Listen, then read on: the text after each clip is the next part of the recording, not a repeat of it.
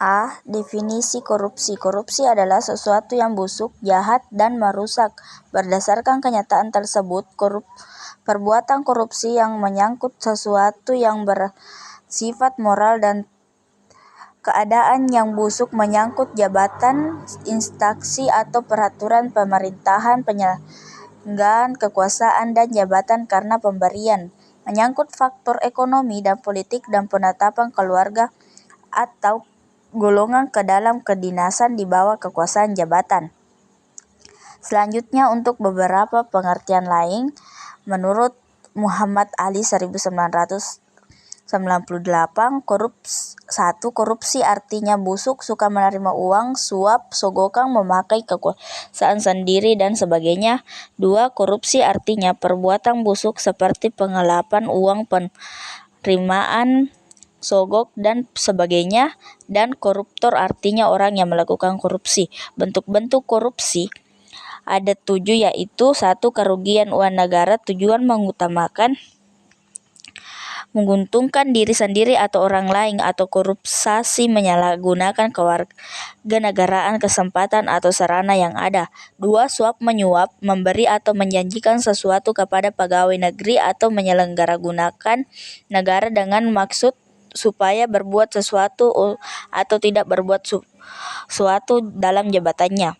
3. Pengelompakan dalam jabatan. Pegawai negeri atau orang lain pegawai negeri yang ditugaskan menjalankan sesuatu jabatan umum secara terus-menerus atau untuk sementara waktu dengan sengaja memalsukan buku-buku atau daftar-daftar yang khusus untuk pemeriksaan administrasi. 4.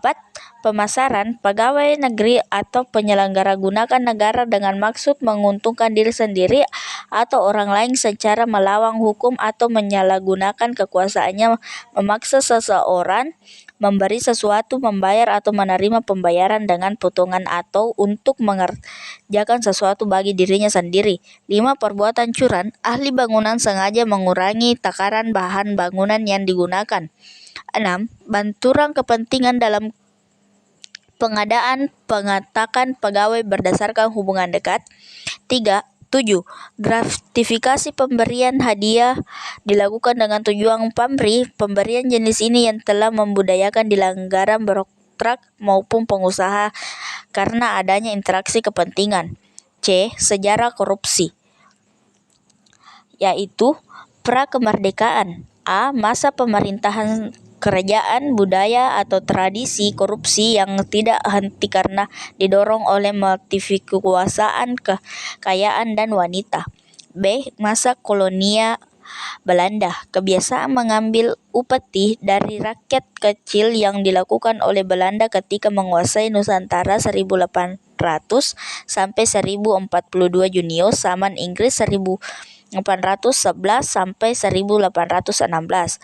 Pasca kemerdekaan.